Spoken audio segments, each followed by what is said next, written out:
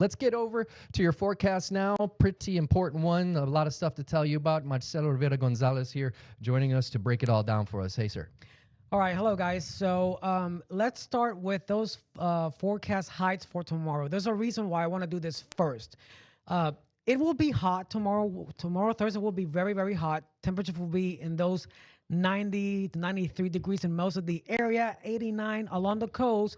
But the reason why I'm saying this, it's because the stronger the daytime heating is reflected on those temperatures, the stronger the chances for having those strong thunderstorm. Hence the reason why we have a level 1 out of 5 for severe weather tomorrow. And that along with the entrance of this cold front that will be sliding down into our region, it will provide sufficient energy and enough instability to trigger those storms. This is why we have that level 1 out of severe weather for level 5, I should say, excuse me. So this means that in the future cast, especially in the morning, we're going to wake up with very cloudy skies, lots of cloud coverage.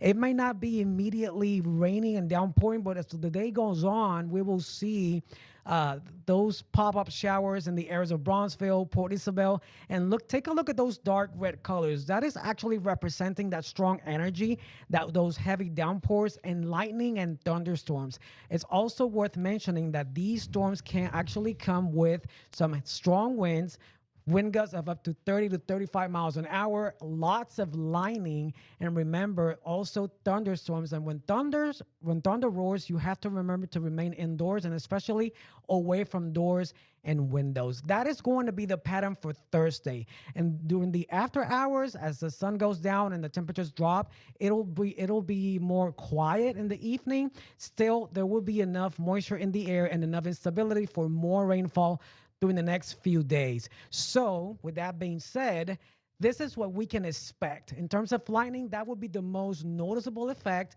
It's very high because of that daytime heating, that a lot of energy that's going to be in the atmosphere.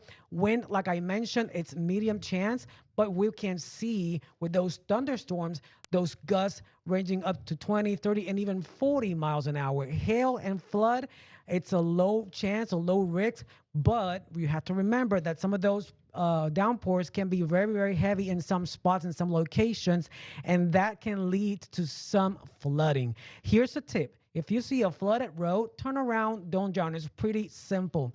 Even if we're not expecting major flood risk, it is still a possibility, and those heavy rainfall can lead to rapid water rise, especially in those low-lying areas and rivers as well. So please, please, please, I suggest you be really careful, especially in your morning commute, as well as in the evening commute on your way back home, because it'll be basically a very, very wet day on Thursday. Now, also on the next 7 days, we are expecting more rain, and this is your bust up forecast. So we're going to talk about this before we go into the 7-day forecast.